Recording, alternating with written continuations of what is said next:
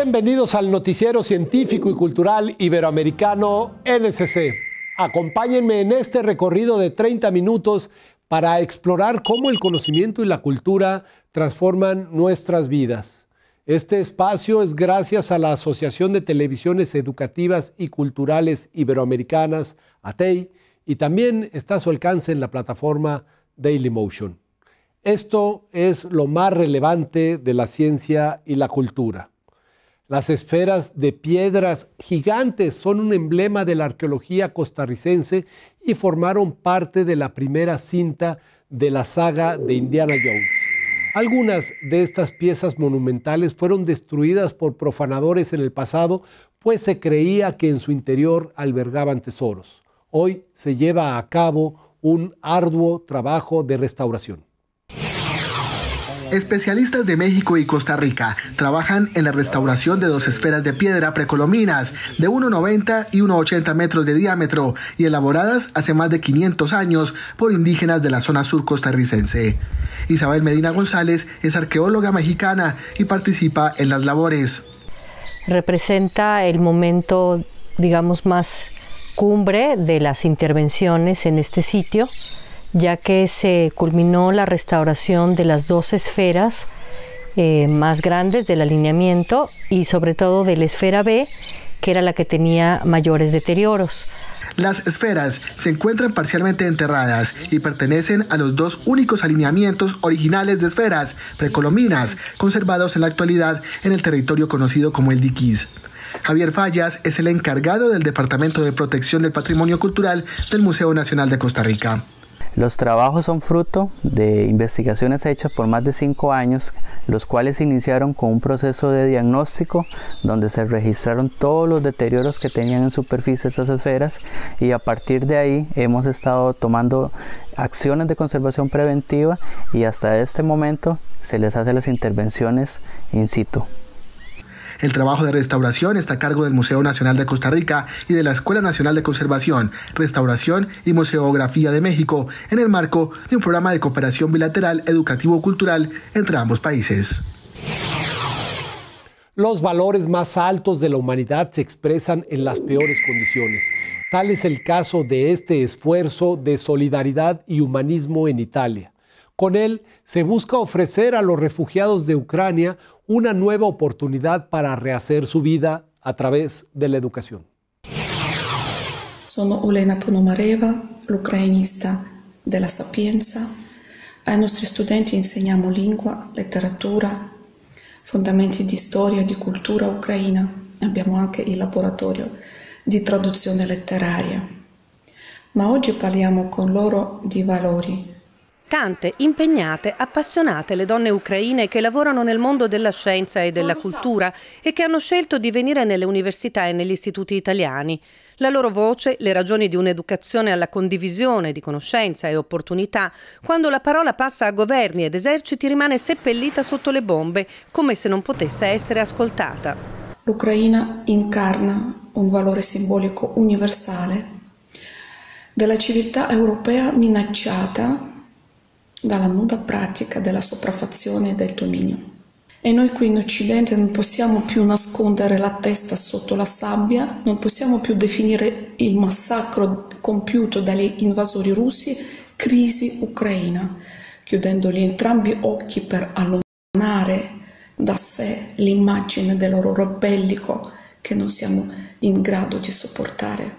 Di fronte alle prove estreme del popolo ucraino, ognuno di noi deve compiere una scelta di campo morale, pro o contro i principi di umanità. Dal CNR di Firenze la voce di una ricercatrice di tecnologie ottiche applicate ai beni culturali. Mi chiamo Antonina Chaban e sono una assegnista di ricerca postdottorale. Mi occupo di scienze applicate ai beni culturali. Essendo cittadina ucraina, io posso essere qui a Firenze perché finora è esistita la mobilità internazionale, lo scambio accademico. E in questo momento storico così difficile per tutti noi, ho paura che i ragazzi più giovani non avranno più le opportunità che ho avuto io. Ho avuto esperienze lavorative in Italia, in Grecia, in Portogallo, anche con i colleghi in Russia, e la nostra collaborazione è stata sempre basata su una lingua che è quella della ricerca scientifica e della partecipazione. Questa lingua non ha niente a che fare con quella della guerra. Questa lingua è uno strumento di pace.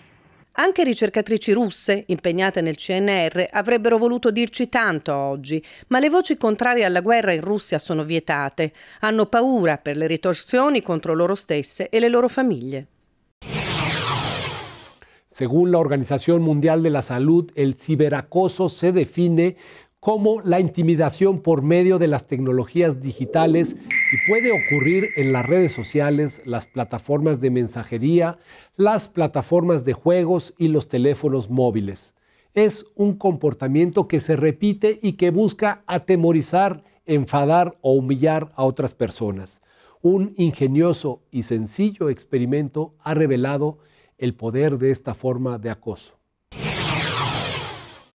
¿Les ha llegado esta imagen por WhatsApp? Me ha llegado a través de un grupo de WhatsApp de la estancia al que pertenezco. Un grupo de donde estamos varios amigos, alguno compartió la foto, sí que me llegó. Marta es tutora de una de las clases del Instituto Albarregas y quería enseñar a sus alumnos lo fácil que es compartir bulos, vídeos, fotos o rumores a través de las redes sociales. Hacer una fotografía de un texto para que los alumnos, de una forma desde un aprendizaje vivencial, pudieran entender lo fácil que es perder el control sobre determinadas imágenes cuando las comparten en redes. Explicaron su experimento en una hoja de papel, le hicieron una foto y empezó a circular. Marta, la tutora, nos dijo que a nuestros familiares les llegaría cuestión de semanas.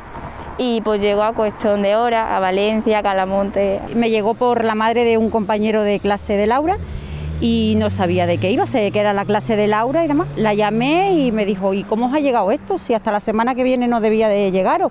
La imagen no solo se compartió entre las familias del colegio, traspasó el círculo del entorno más cercano y saltó hasta otros centros educativos no solo de Extremadura, sino de Cádiz, Valencia, Gran Canaria, y en menos de 2 horas había vuelto de nuevo al teléfono del que salió. Muchos institutos de Extremadura lo han compartido y también otros compañeros, pues bueno, en Reino Unido, en Venezuela, nos han llegado por redes sociales, por las redes sociales del instituto, nos han llegado mensajes de diferentes partes del mundo. No son más que unas líneas en un cuaderno, pero podría ser algo realmente comprometido. Piénsalo, ¿lo vas a compartir?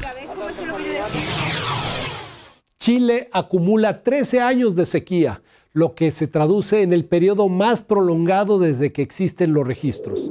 La situación catalogada por los expertos como extremadamente grave se refleja en la crisis hídrica del lago Peñuelas, ubicado a 120 kilómetros de Santiago y donde las imágenes hablan por sí mismas. El lago Peñuelas, en la región chilena de Valparaíso, agoniza tras años de sequía. Hasta hace poco, los pescadores sacaban de aquí pejerreyes y peces carpa de hasta 30 centímetros y más de 1 kilo de peso. Pero 12 años de pocas precipitaciones han transformado el estanque en casi un desierto. Centenares de gaviotas, garzas y jotes tratan de sobrevivir en la pequeñísima superficie en la que aún queda agua. Según el último reporte de la empresa sanitaria de Valparaíso, el volumen de Peñuelas alcanza apenas a 170.000 metros cúbicos, lo que representa un 0,2% de su capacidad total. Esos embalses ya no han tenido la posibilidad de volver a llenarse. Entonces, año tras año, tras año, tras año van perdiendo más volúmenes y eso es lo que estamos observando hoy día. Embalses, antes fue la laguna de Aculeo, ¿cierto? Ahora lo estamos viendo en otros como por ejemplo el lago Peñuela y lo estamos viendo en acuíferos en toda la zona, cuyos niveles han ido disminuyendo progresivamente. El futuro no es muy auspicioso para el lago ni para otros embalses, especialmente de la zona central de Chile. En el hemisferio sur, el centro y sur de Chile, junto a Nueva Zelanda y Madagascar, registran un tercio menos de precipitaciones que hace 40 años. Y debido al calentamiento global, es muy probable que los inviernos áridos se presenten con mucho más frecuencia. Desafortunadamente, nosotros vamos a continuar viviendo un proceso de desertificación en la zona central. Y eso es una cosa que la única manera de detener ese proceso de desertificación es deteniendo el calentamiento global. Y la única manera de detener el calentamiento global es que el mundo, no solamente Chile, abandone el uso de combustibles fósiles. Actualmente, más del 50% de los municipios de Chile, abarcando 8,5 millones de personas y un tercio de la superficie del territorio nacional, se encuentra bajo un decreto oficial de escasez hídrica. Estos decretos permiten aplicar instrumentos para disminuir el impacto de la sequía, como autorizar extracciones de aguas superficiales o subterráneas, repartir agua en camiones cisternas en zonas rurales u optimizar el consumo de agua en las labores agrícolas. Nosotros vamos a tener que de alguna manera independizarnos de las lluvias. La situación es poco probable que mejore ni en el mediano ni en el largo plazo. Nosotros nos enfrentamos a, en el mejor de los casos, 30 años por delante en los que las precipitaciones podrían continuar disminuyendo. Junto a los Aromos, el lago Peñuelas abastece a casi 2 millones de habitantes de esta región. Está usted viendo el noticiero científico y cultural iberoamericano NSC. Síganos en nuestros canales de WhatsApp y Telegram.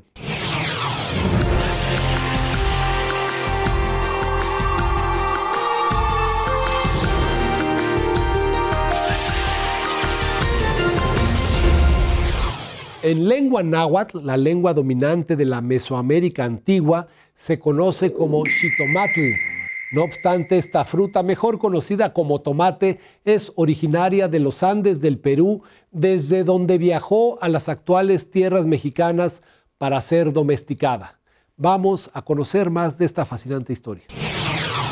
Un estudio de la Universidad Politécnica de Valencia y de la Universidad de Georgia en Estados Unidos ha desvelado algunos aspectos de la compleja historia americana del tomate. Nuestro interés era estudiar la domesticación, que es el proceso de cambio desde una especie silvestre a una especie cultivada, desde unos tomates muy pequeñitos hasta los tomates que conocemos hoy en día. En su trabajo han analizado la secuencia completa del genoma de 628 plantas cultivadas y silvestres de tomate. Lo que hemos averiguado es que fue un proceso complejo. Primero, la especie silvestre, como silvestre, subió hasta México desde Ecuador. En México, cuando llegaron los seres humanos, seguramente volvió de vuelta hacia Ecuador, probablemente como una mala hierba. Y fue en Ecuador, seguramente, bueno, en el sur de Ecuador, norte de Perú, donde se domesticó. Y una vez domesticada, se volvió a llevar de vuelta a México. Un viaje de ida y vuelta que cambió a los tomates para siempre. En ese viaje de ida y vuelta, pues el tomate cambió porque, aunque el tomate que hoy hay en el resto del mundo se parece mucho al tomate mexicano, no es exactamente el mexicano porque tiene trozos que vienen de los tomates ecuatorianos. Y esos trozos hemos visto también que están asociados a genes que le ayudan a vivir en distintos climas. Así, el estudio constata esa compleja historia americana del tomate y cómo involucró a culturas agrícolas muy distantes que adaptaron el cultivo a sus diferentes necesidades.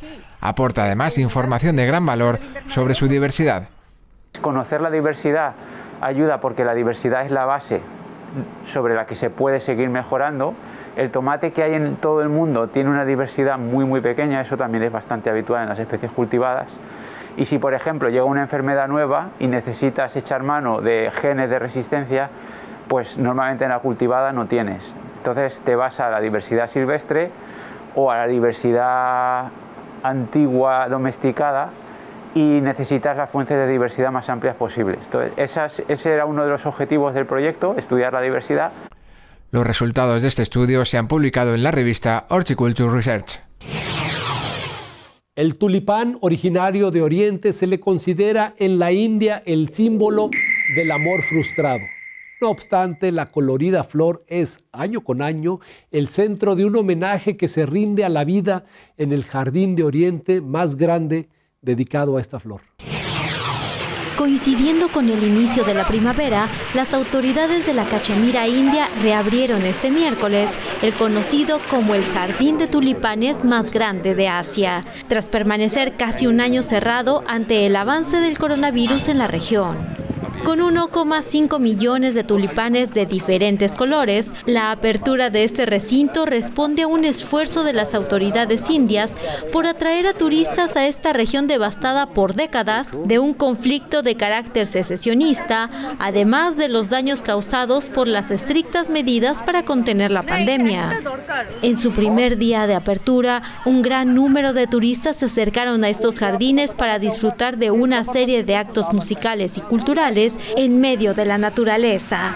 Las autoridades tienen la esperanza de que este jardín, inaugurado en 2007 y que se expande en 30 hectáreas en las colinas de Sabarwan, en Srinagar, aumente los ingresos de la región que sufre enormes pérdidas económicas desde hace décadas. Situada a los pies del Himalaya, Cachemira es una de las pocas regiones indias con mayoría musulmana y Pakistán reclama su completa soberanía desde la partición del subcontinente en 1947 y su independencia del Imperio Británico. Muchos aprendizajes ha dejado la pandemia por la dispersión del virus SARS-CoV-2, la mayoría dolorosos como son los millones de irreparables fallecimientos. Pero también aprendimos nuevos valores en el cuidado de uno mismo y del otro y sobre nuestra vulnerabilidad y deseo de superación. Por la promoción de estos principios a través de talleres, Tecnópolis en Parque Sanitario recibió el siguiente galardón.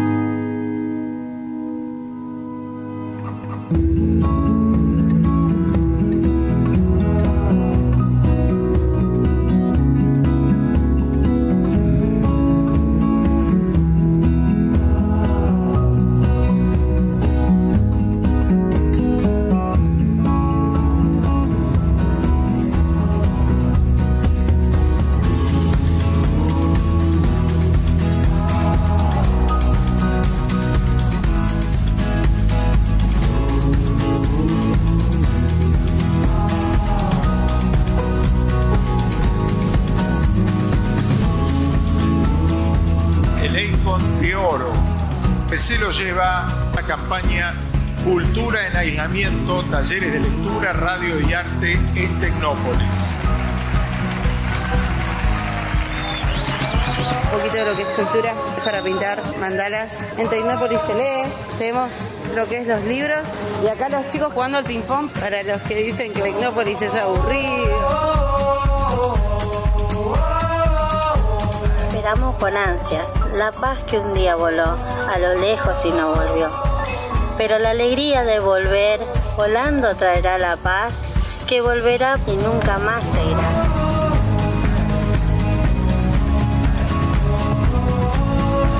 Lo que más amo es la radio. Yo creo que con esto me incentivó para que siga después la carrera.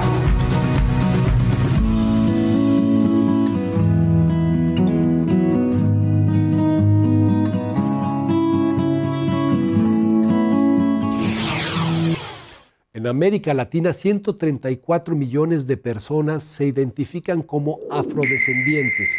De acuerdo a un estudio de la Organización Panamericana de la Salud, más del 80% de esta población vive con una amplia gama de desventajas relacionadas con la pobreza, el empleo, la salud materno-infantil y la falta de acceso a una vivienda adecuada.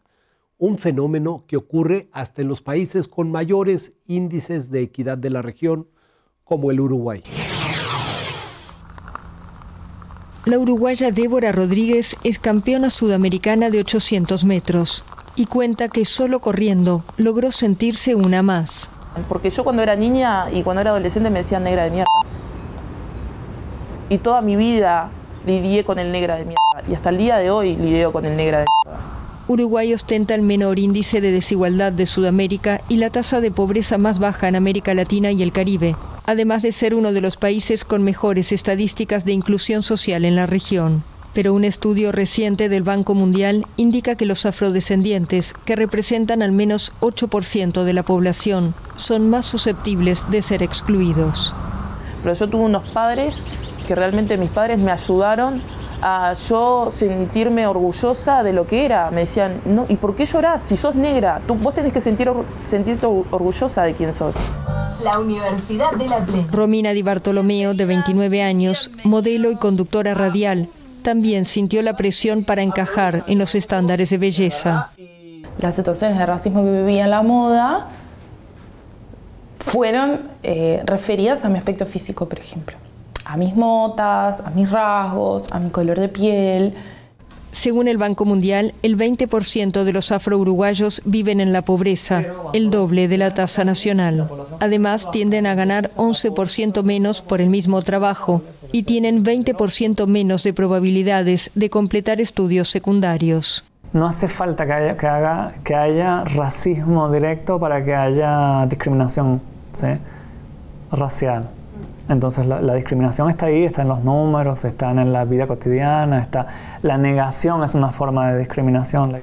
Algunos, sin embargo, dicen que no sienten racismo. No es un racismo, el racismo no es lo que puede ser que te ven de otra manera. Hay gente que lo ve, mira ese tal, mira cómo se vistió, mira cómo está sucio, pero si te ponen a hablar contigo, yo lo paraste. Según especialistas, los afro-uruguayos no tienen casi referentes de su comunidad en posiciones encumbradas. En el Parlamento uruguayo pasaron casi 2 siglos antes de que una persona negra ocupara un puesto en 2005. Y la primera en llegar al Senado, Gloria Rodríguez, lo logró recién en 2020. Pese a los avances, la senadora del oficialista Partido Nacional cree que Uruguay está lejos de reducir la brecha. Estamos hablando de que tenemos un racismo institucionalizado. El racismo se manifiesta cuando se dice Gloria es la primera mujer afrodescendiente que llegó al Senado. ¿Acaso una muestra de racismo? Para la senadora, la comunidad afrodescendiente ya tiene sus derechos adquiridos, pero ahora resta cumplirlos y dejar atrás el racismo. Muchas gracias por habernos acompañado en el noticiero científico y cultural iberoamericano NSC. Agradecemos a los socios de ATEI que a través de sus plataformas hagan posible este noticiero, al igual que a las agencias informativas AFP, EFE, Notimex, Xinhua, Euronews y Deutsche Welle. Yo soy Iván Carrillo, los invito a visitar nuestra página noticiasnsc.com y a utilizar nuestra aplicación. La próxima semana más información científica y cultural.